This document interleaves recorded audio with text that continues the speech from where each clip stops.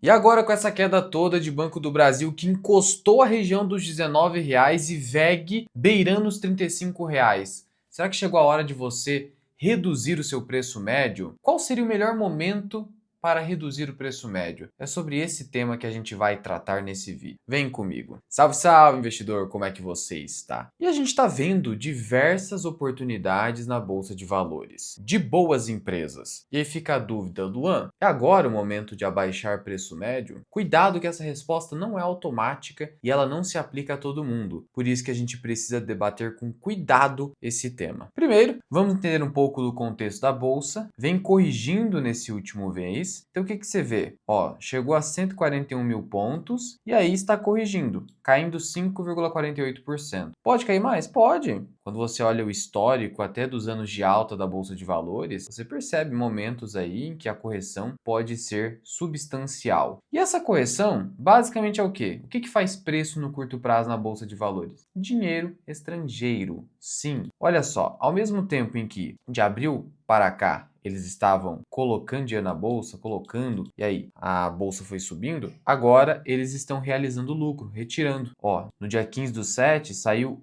R$ 1 bilhão e isso acaba impactando. Institucional também começou a tirar e até pessoa física que vai no embalo. Então por que isso está acontecendo? Porque não é uma mera coincidência que a correção ocorre em meio às notícias negativas. Porque o capital especulativo faz isso, espera a notícia negativa acontecer para então realizar o lucro e o outro pessoal também operar vendido. Eu já tinha aventado essa possibilidade de correção iminente, fiz até um vídeo público aqui no canal ali no começo de junho falando sobre isso, os motivos disso poder estar acontecendo. Eu nunca saberia quando, ninguém tem bola de cristal para isso, mas haveria ali indícios de que isso ocorreria num futuro não tão distante assim. E basicamente o que está acontecendo para a saída desse capital? A guerra tarifária agora, Brasil e Estados Unidos. Momento perfeito para correção da bolsa. Então é só um gatilho. O mercado só estava esperando alguma coisa negativa acontecer. Claro que vai ter impacto na economia e tudo mais, mas não é porque a bolsa está caindo que a economia é diferente daquela economia de 2 meses atrás em que a bolsa estava subindo forte. Nada mudou, exceto algumas empresas e alguns setores específicos que sofrerão impacto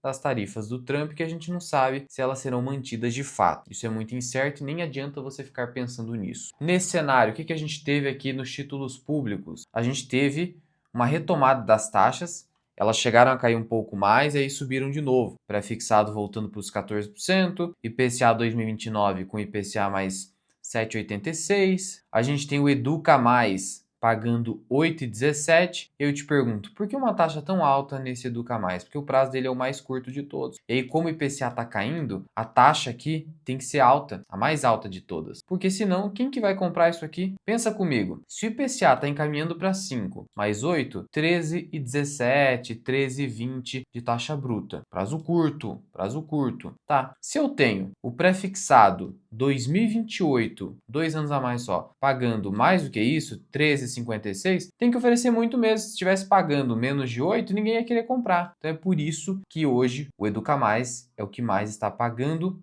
mas isso porque o prazo é mais curto. Quando a gente alonga esse prazo, 2030, por exemplo, fica IPCA mais 7,57, que é uma taxa que é não muito distante do IPCA mais 7,86 do 2029. Percebe? É isso. E eu vi o pessoal perguntando, Luan, Raia Drogasil, empresa boa, com histórico de crescimento consistente e lucros consistentes, caindo 35% no ano e desde o seu pico a R$ 22, caindo mais 38 aqui. Se eu pego o acumulado, então, a gente está falando aí mais ou menos de 38, 40%, dependendo do momento que você pega no gráfico. Não é oportunidade, essa ação não para de cair. Só no último mês caiu quase 10%. Geralmente me disseram aí que ação boa quando cai é momento de comprar. Mesma coisa acontecendo com a VEG, caindo 30% nesse ano, do seu pico até a queda agora, quase 40%. E quanto à VEG, a gente chegou aqui em um momento em que hoje ela negocia com o múltiplo histórico mais baixo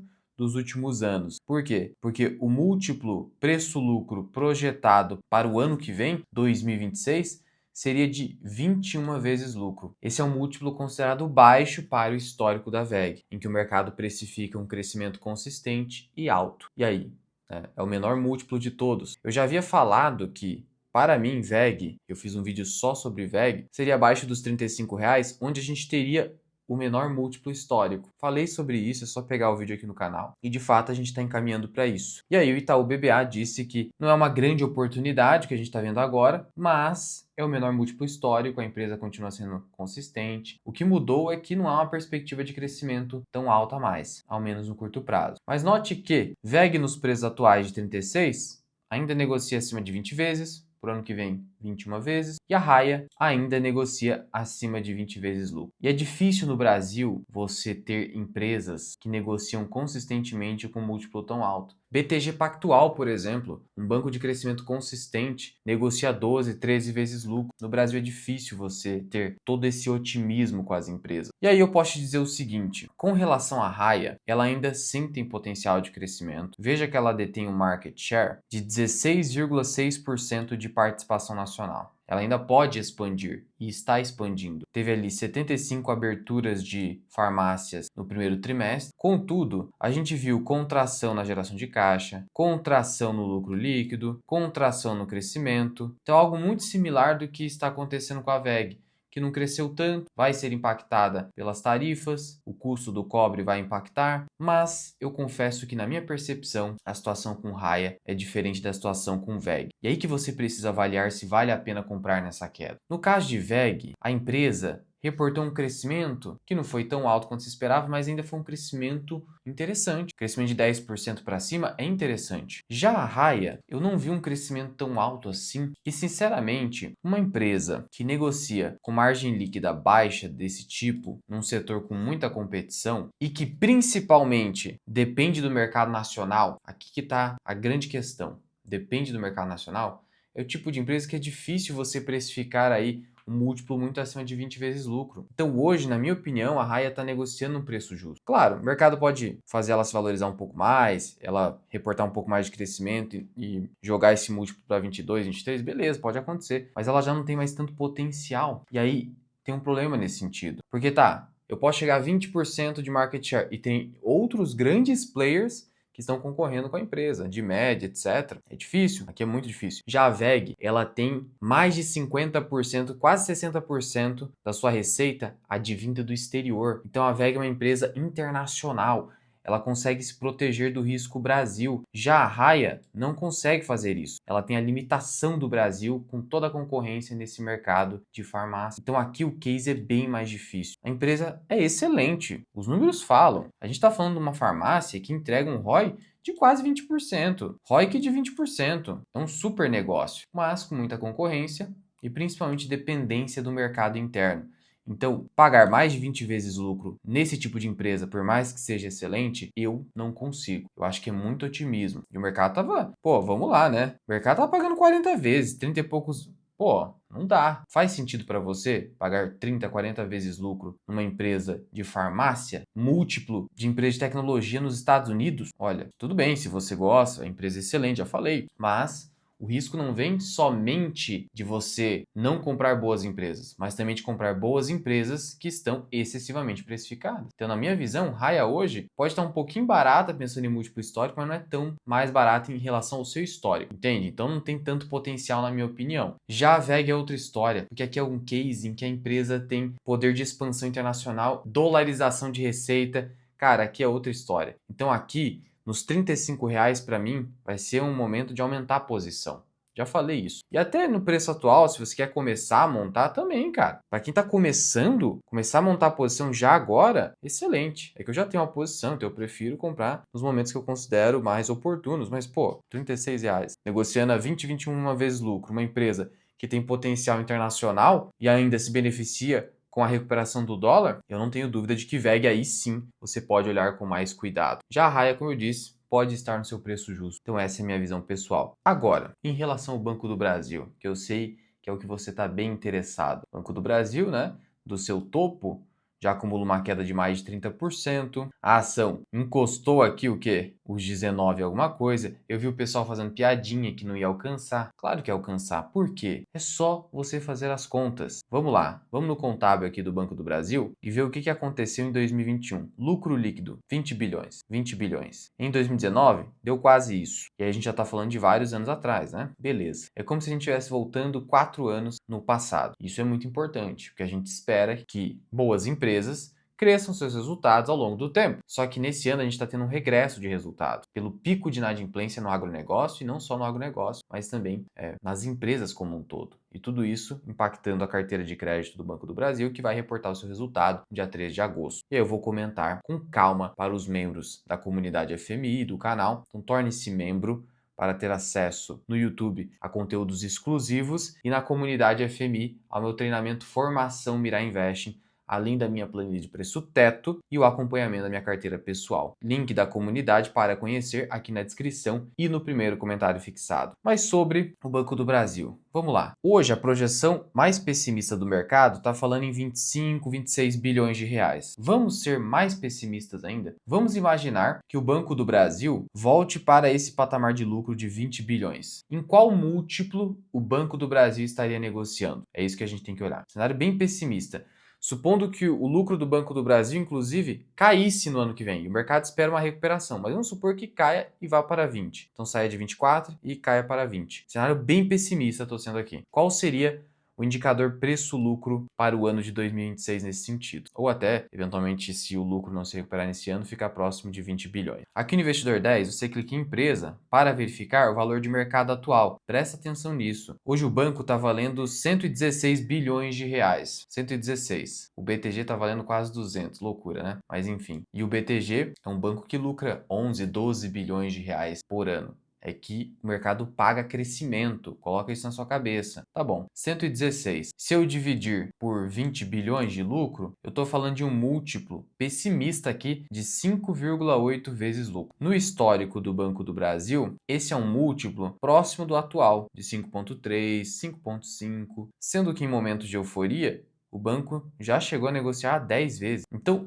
cenário pessimista, eu estou falando de um múltiplo praticamente a metade do seu pico e abaixo da média aqui histórica de 6 vezes lucro. Na verdade, quando você pega mais dados ainda, a gente consegue chegar em até uma média de 7 vezes lucro. Mas isso a médio prazo. Não é da noite para o dia que isso vai acontecer. Então a gente sabe que hoje perder dinheiro com o Banco do Brasil é um cenário bastante improvável. Porque se a gente está falando, vamos lá, 6 vezes lucro, 6 vezes. Se eu inverter isso aqui, 20 dividido por 116, eu chego a um earning yield de 17,2%. Esse seria teoricamente o retorno que o acionista pode esperar comprando o Banco do Brasil nos preços atuais, de acordo com esse múltiplo, se o lucro ficar estagnado. Isso aqui é basicamente... Vamos lá. IPCA mais 10, 11. Ficou interessante. Tá interessante. Só que o mercado tá precificando risco. Precificando risco. Ele pode estar exagerando? Pode. Já até falei aqui sobre a possibilidade de eventual short squeeze, principalmente se o lucro do segundo trimestre não for tão ruim assim. Só que a gente tem que sempre contar com a possibilidade do pior cenário. É importante ser conservador e pessimista, entre aspas, para ter surpresas positivas e também para sempre comprar nos melhores momentos. Então você está ciente disso. Então se você já tem Banco do Brasil na carteira, por isso que eu divaguei aqui nesse sentido, você não precisa ficar louco e desesperado para vender. Não deve fazer isso. Vender no fundo? Não. Segura a posição. O banco vai continuar pagando dividendo, mais ou menos 6 a 7%. Isso vai reduzindo o seu payback. Tranquilo, tranquilo. Então, faça isso, se você já tem a posição. É hora de comprar agora? Pensando a médio prazo, aí é com você. Aí é com você. Agora, vamos supor que você tá com prejuízo, sei lá, seu preço médio é 25, 26 reais. 24, 25, 26 reais. Muita gente tá nesse nível de preço médio. Aí o que você precisa avaliar para reduzir preço médio? E eu fiz um vídeo sobre isso. A queda é meramente especulativa e conjuntural, ou a queda, essa queda forte, ela é estrutural, problema interno no banco. Já falei sobre isso. Quando a empresa soltou resultado e caiu forte em um dia, eu falei, olha, ainda não é o momento. Falei sobre isso. Acho que vai cair mais. Só que o pessoal acha que caiu, comprou. Caiu, comprou. Não é, a gente precisa ver se a empresa tem um problema que ela precisa enfrentar e fazer as contas no sentido de até onde, no cenário mais pessimista, a ação poderia cair. Se o mercado só pagar 5 vezes lucro em Banco do Brasil e ele vindo a ter um lucro de apenas 20 bilhões para os padrões do banco, ela teria que cair abaixo de 19, chegando a 18, 17 eventualmente, 17,50, 18. Por isso que você não deveria ter, sei lá, esvaziado o caixa, comprado demais aqui. Senão você está queimando o seu dinheiro. Não tinha necessidade de fazer isso. Então, o que é o melhor se fazer agora? Esperar, não fazer nada. Ou fazer pequenas compras se você quer. Como eu falei aqui, você não vai perder dinheiro. Assim, não posso cravar, né? Mas a gente está falando de um lucro de 20 bilhões. É voltar no passado para 2018 e para 2021. É um cenário muito improvável. E os dividendos vão te ajudar. Então, é só não comprar a qualquer momento. Caiu, comprou? Porque eventualmente, se você fizer isso com a empresa errada, cuidar com esse comportamento, vai acontecer o seguinte. Eu já vi gente me perguntando isso. Ah, caiu, eu vou comprar, vou baixar o preço médio para esperar voltar e eu sair. Aí você está transformando a bolsa de valores num jogo. Vamos pensar na hipótese do apostador. O apostador faz o que quando ele está perdendo? Ele está perdendo, ele dobra a aposta ou ele aumenta a aposta para tentar recuperar tudo. Exatamente isso. Então a bolsa de valores pode ser esse tipo de jogo, em que você fala, vou dobrar a aposta. Tô perdendo aqui no curto prazo, mas vou comprar mais para baixar o preço médio, porque daí na hora que voltar eu saio desse negócio. Você está apostando, porque você está dependendo de uma recuperação de cotação. Agora, se você ter calma, acompanhar os resultados trimestrais e verificar se a empresa está realmente se recuperando, ao mesmo tempo que você não faz grandes aportes, segura, devagar, e vai pegando esses dividendos, que são a remuneração ao acionista, e vai tendo calma na gestão do seu portfólio, você não vai aumentar o seu risco. Você não vai dobrar a aposta tratando a bolsa como jogatina. Porque na prática, como que você tem que encarar o investimento? Você tem que buscar boas empresas e nelas você visa o lucro, que se reverte em dividendos para o acionista. Então você visa os dividendos em algum momento. Além do potencial de valorização quando a empresa consegue melhorar o seu lucro por ação. Então essa é a tua visão. Eu estou focado nos dividendos do Banco do Brasil agora. Eu quero recebê-los, enquanto isso eu vou acompanhando a evolução do trabalho da gestão na recuperação do ROI. E assim, você não queima, entre aspas, o seu dinheiro no curto prazo. Lembre-se da primeira regra do Warren Buffett, nunca perca dinheiro. Então a gente tem que fazer de tudo possível para evitar as perdas. Porque o longo prazo, ele é fruto das decisões que nós tomamos no curto prazo. Então precisamos ser cautelosos e inteligentes no curto prazo. E não é simplesmente falar, é longo prazo mesmo, vou comprar a qualquer preço e que se dane. Eu não acho que essa seja a melhor postura. E o Nassim Taleb até brinca. Quando alguém diz, é a longo prazo mesmo, pode ter certeza que essa pessoa está perdendo dinheiro. Mas espero que eu tenha deixado clara a mensagem aqui. Porque eu sei que vai ter muita gente distorcendo, falando merda aqui nos comentários. Mas enfim, para quem tem neurônios de fato e não é torcedor, vai entender do que eu estou falando. Agora, alguns comentários aqui do último vídeo. Depende da estratégia do investidor. Pode-se aproveitar do prejuízo contábil para efeito de imposto de renda. Sim, isso é possível. Isso é possível. E eu mostro isso para os membros. Os membros que acompanham os movimentos da minha carteira sabem que eu faço alguns movimentos estratégicos para evitar imposto de renda. O pessoal faz questão de comprar na alta para vender na baixa. Bom, é um comportamento humano que a gente sabe que é previsível até, porque afinal as pessoas ficam com medo quando seus ativos estão caindo. Óbvio, a pessoa poupou, guardou dinheiro, se sacrificou o presente em prol do futuro para perder dinheiro do dinheiro que foi sacrificado no presente, então é difícil. O mental é muito difícil. E você ainda falava que Bradesco estava de graça a 10,50, mas a manada só queria ir na modinha Banco do Brasil. Falei, mas faz parte. O Banco do Brasil com aqueles números parecia barato. Né? Tá caindo porque o agro deve sofrer com as tarifas do Trump. Sim, isso já está começando a acontecer. Cabe as duas na carteira? Cabe, é cabível. Tudo bem, o Banco do Brasil tem uma participação relevante na BB Seguridade, só que a BB Seguridade é uma empresa totalmente diferente do Banco do Brasil e o mercado precifica de forma diferente. Então, basicamente, é isso. E aqui em cima eu vou deixar esse vídeo aqui em que eu falo sobre BB Seguridade versus Banco do Brasil. Corre lá.